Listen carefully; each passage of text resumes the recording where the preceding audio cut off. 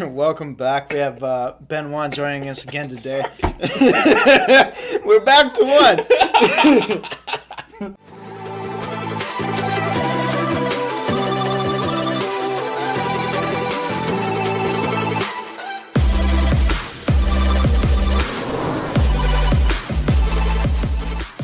Ben Wan's joining us again. Thank you for joining us out. Of course. Cheers. Cheers. Cheers, boys. So as usual, we want to start off with a quote.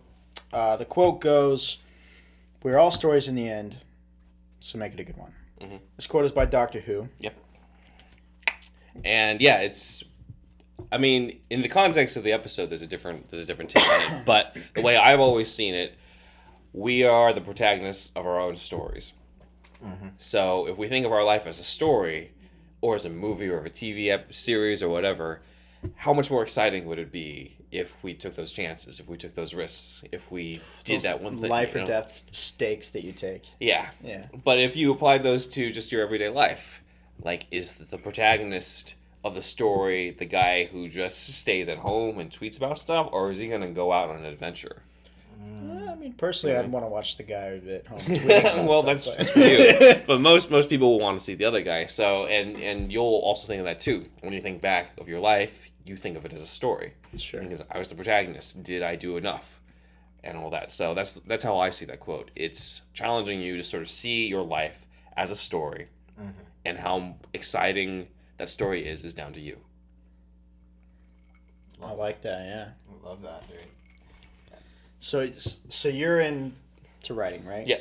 So you got your book here, Mm-hmm. Phantasm, part of the horror series. Yes. You wrote the Phantasm book? Compendium, yeah. Yep.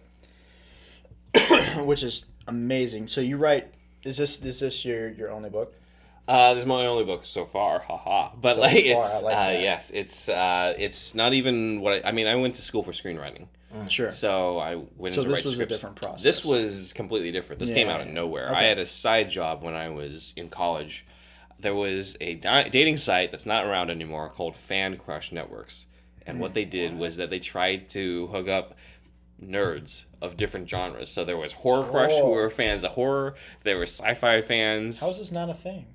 Well, unfortunately, it didn't go through.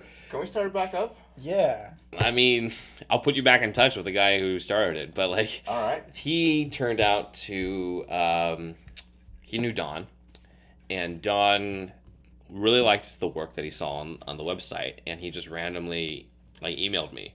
And at first I was just like, wait a minute, is this the Don Coscarelli, director of these movies, actually emailing me? And it turned out it was. Yeah.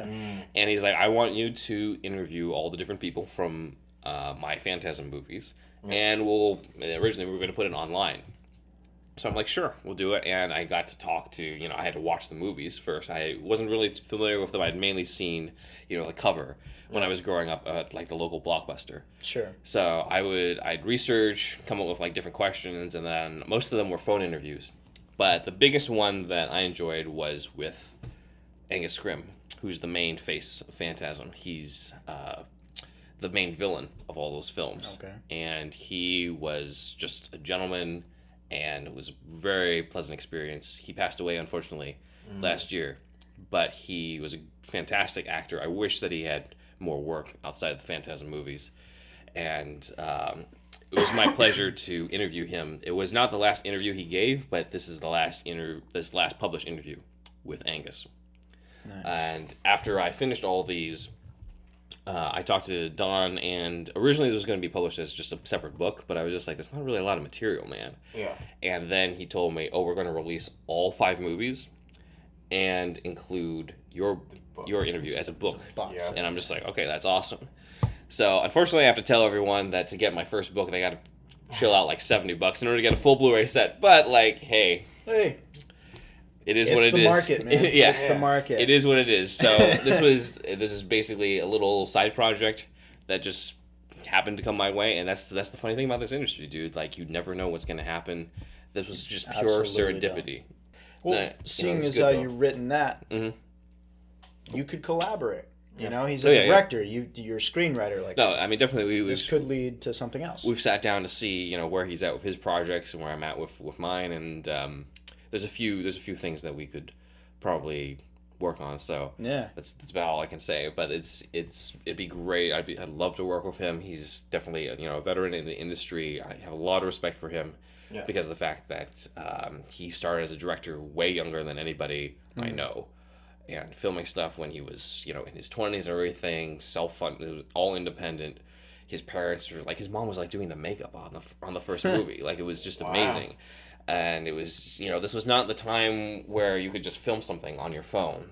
Like, he had to get the cameras and all that. He had to edit on, exactly. He had to edit on film and all that. He had to recruit the actors. The actors would go audition at like different hotels that they would like rent out spaces, and of course they'd come and they'd see like these 20-something, behind the desk, being just and judging the acting and all that. But it's amazing what he pulled off, and not a lot of people bring that up when it comes to Don. So I just want to give him credit for that. That's the biggest thing that's one of the big things that I respect about him.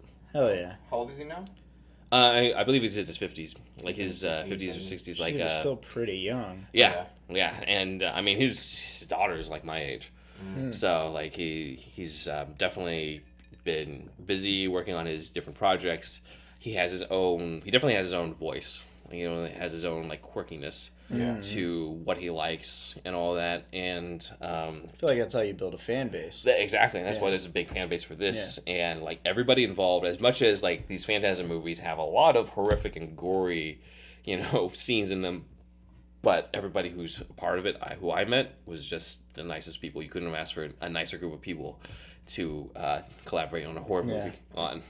So you've done this. What are you kind of working on right now? Like, are you working on an episode? Are you working on for television? Are you working on your own film? Are you working on a web series? Like, what are you kind of working on right now? I'm leaning towards branching out because I've written a lot of different TV pilots as well as TV specs, which are basically episodes based off an existing series, and those are always fun to write. I always crank them out pretty quickly.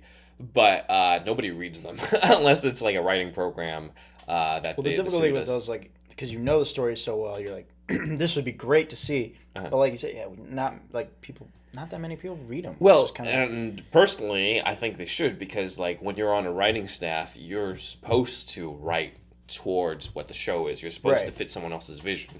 So as series spec, back in the old days, that's what they used to hire people, because they're just like, this is evidence that you can write for write for some show, that you just aren't going to go off and do your own thing and suddenly like hook up two characters who should never be never hook up, and that type of stuff. But these days they want original pilots, which takes a lot longer, because you got to come up with original characters, you got to come up with original concept, you got to give just enough information that it feels like a nice complete work, but not so much that they can tell that's not a pilot, even though it's a pilot that you're writing as a writing sample. It's not something that's necessarily going to be made or anything, or at least not for a long time.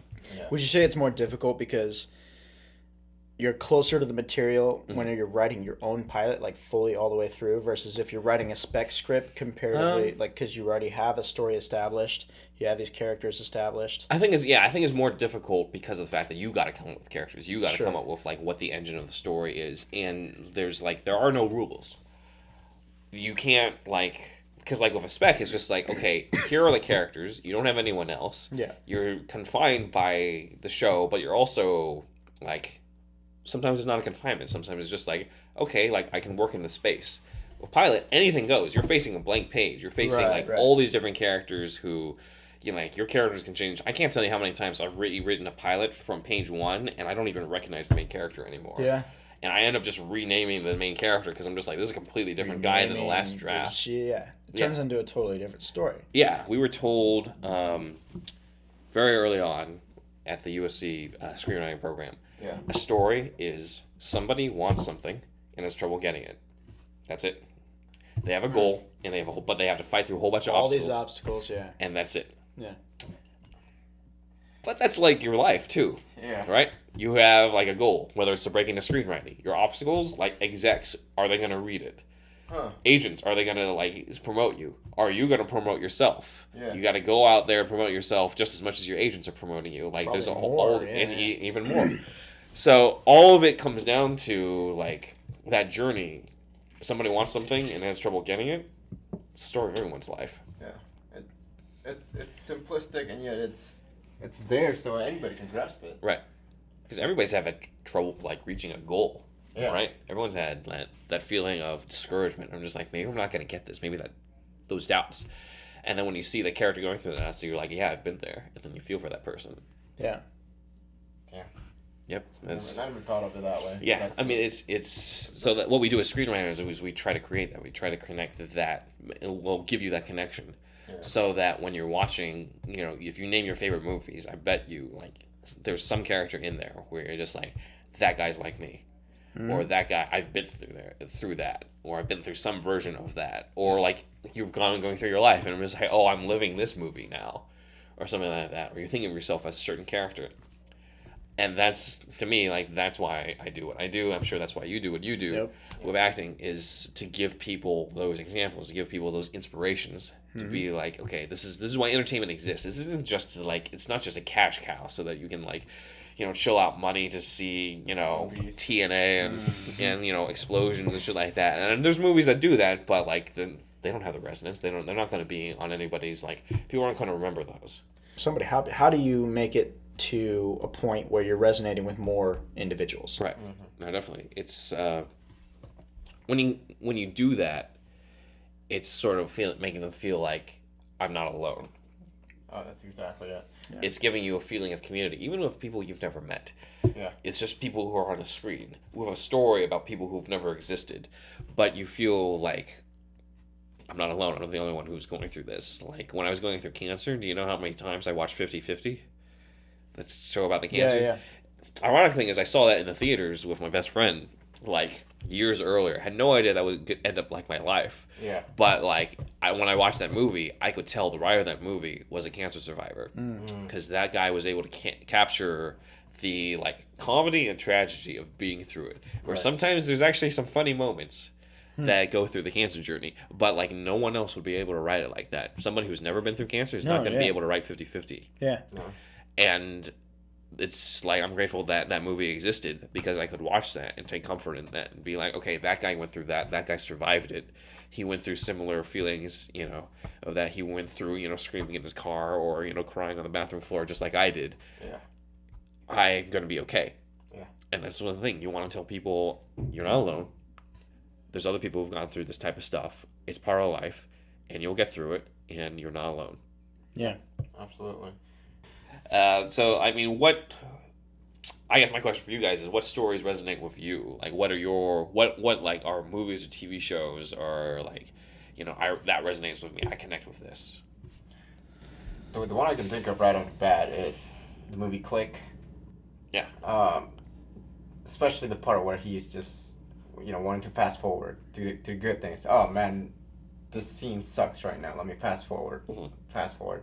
Then he gets into the habit of just fast forwarding and not really being present and not really taking in that moment of, it's painful or whatever. But then he fast forwards to the part where his pop died, and that's when it just kind of like. I just remember bawling through that movie because of that type of stuff. And to this day, that's the movie that can always just trigger like the emotion. I mean, just like start like crying and everything, because it speaks a lot about how many times I'm just totally not present and just wanting to fast forward through hardship instead of being really there. Being present. Yeah. And that's one of those things. How about you? It's a difficult, because a lot of things resonate with me. Yeah, I mean, just big. Like, if I had to pick something right off the bat, have you ever seen the movie Warrior?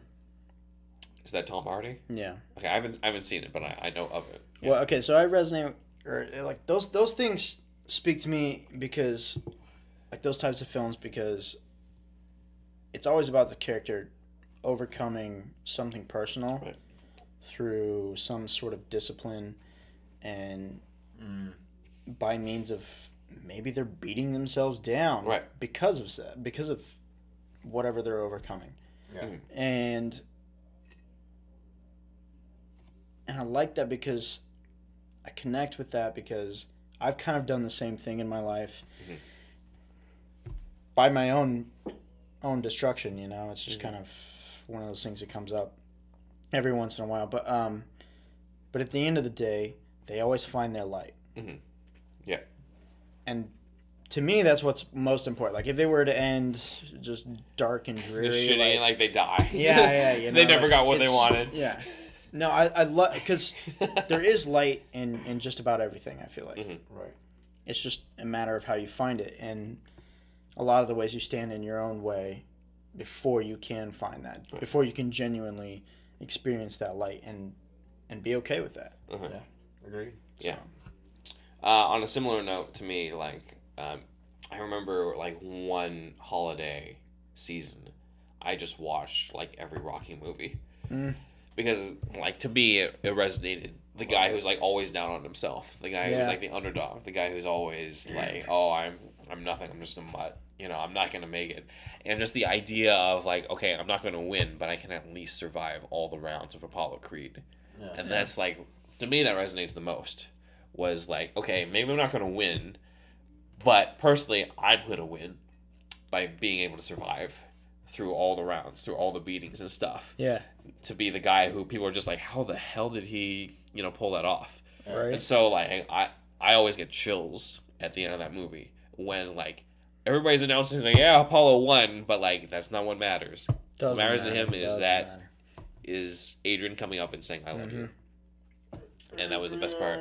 Yeah, exactly. And as much as we make fun of it, like, there's a reason why that scene resonates with people. There's a reason why that whole franchise. Just now. Yeah, exactly. I got so much chills with Creed.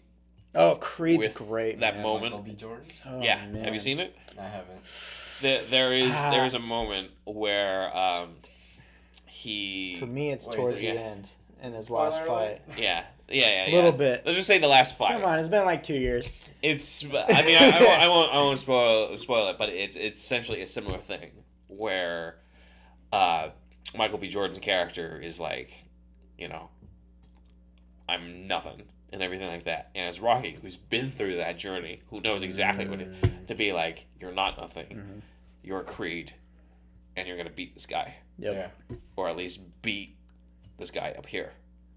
So that resonates definitely, because it's one thing to be the guy going through that journey, but then to be in the position where it comes full circle, where suddenly you come across that guy who reminds you of you when you were there years ago, and being like, okay, this is what I learned, and this is what you're gonna learn. Yeah. And be able to coach him. Exactly. Go through it. Gotcha. So a lot of, like, there's people in my life too, who, like, I found myself in full circle, where, like, there were years where I was fucking up and, like, I had my mentors and telling me stuff, and then suddenly, like, I'm the one who's the mentor. Suddenly I'm the one who's, like, telling them stuff that I learned, like, months ago or a year ago. And it's just funny where I'm just like, this shows how far I've come. Yeah.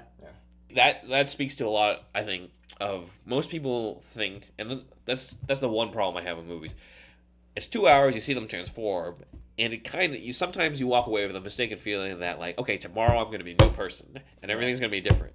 And the thing is, you don't realize, like, your habits are so ingrained that you're not going to be able to be that different person. You're going to be that different person in 6 months with a lot of practice, a lot of, like, people holding you accountable, and all that, and a lot of you consciously doing things that scare you and everything like that. Yep. But if it's like, tomorrow I'm going to wake up and I'm going to be a risk taker, and all that, you're going to fail every single time. It's not going to work. No. I do believe in a catalyst for sure, but yeah, you have to put it into practice. Exactly. Yeah. So you have to keep in mind that it's always going to be the little things. So it's going to be Andy Dufresne, you know, chipping away bit by bit every day. He knows he's not going to make it to the other side in one night. Yep. That'd be ridiculous. He can't. It's impossible. He can't do it. But he can't give up. Yep. So he's got to know, like, bit by bit, I'm going to make it a few more feet or everything like that. There's even, like, a more ridiculous version that was in, you know, bringing back to Doctor Who, where there was an episode where he's stuck in, like, this fortress. He's in, like, a Groundhog Day time loop and everything. And the only thing that's blocking his way out is this wall made of, like, 20 feet of diamond. So he punches at the diamond wall until he gets killed by, like, the guard, and then the time loop starts up again. Oh, okay. And he's got to find his way to the diamond wall, and he keeps punching, and he spends about 4.5 billion years in that time loop. But every single time he's in the loop, he punches a little bit more of the diamond, and a little bit more of the diamond wall just keeps going and going and going until finally he's at the other end. Yeah.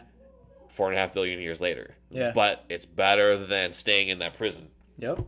So he tells the story. It's a Grimm's fairy tale. There's this emperor, and he asks the shepherd's boy a question. He asks him, how many seconds are an eternity? And the shepherd's boy says, there's this mountain made of pure diamond. And every 100 years, this bird comes and chips away at that diamond. Mm-hmm.